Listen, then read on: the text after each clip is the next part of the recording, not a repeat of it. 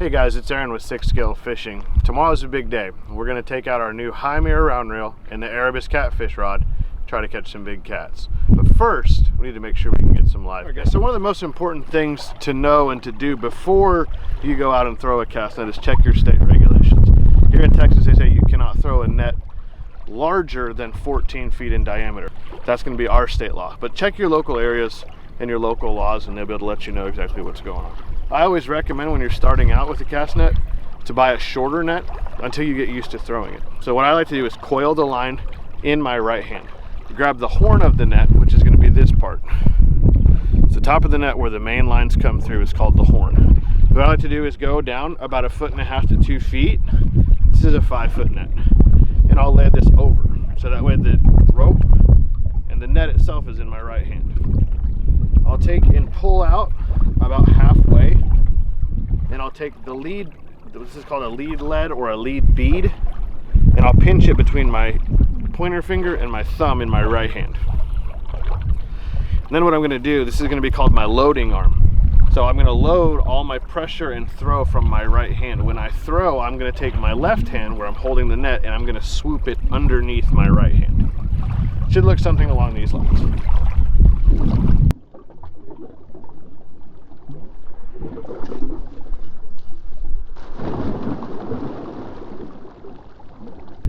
It does take some practice.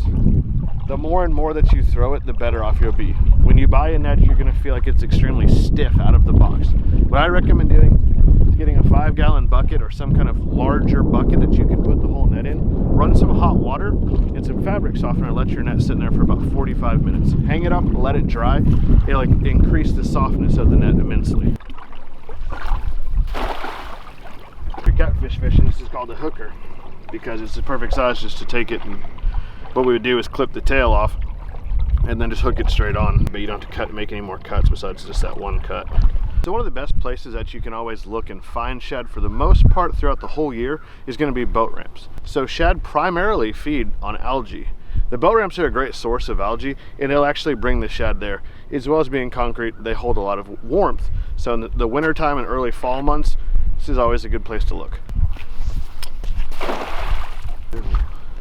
That's a big one in there. So bigger shad like this one, you're going to get more bait out of. We could probably make 3 or 4 pieces of bait out of this compared to one of the smaller ones that we caught earlier. Keep in mind as well, during the spring and summer months, if you are catching live bait, you can use them for bass. One reason swim baits are such a craze right now in the US is because a bass will easily eat a bait that big. If you're not finding shad at one location, move around a little bit. They could be at a different area, even a different boat ramp. Always check all your areas that you can before calling it a day. The time I was out at Lake Lewisville catching shad, it was the middle of summer and I had my keys on, like, you know, like you have like those belt loop key rings. Yeah. And I threw my net and my net caught my keys, and my keys went further than the net into the water, and I had to take a 2-hour taxi ride home to get back to the house to get a spare set of keys. That's a good net. That's what you're looking for. That's a really big gizzard. Perfect. Make sure that you try different areas. We made a move and we had a successful catch. Whenever you're catching live bait, make sure you only catch what you need. Anything extra, put it back in the water for another day. We really hope you enjoyed this video. If you have any questions or comments, please make sure to put them down below. Make sure you hit the thumbs up button and subscribe button, and we'll see you in our next video.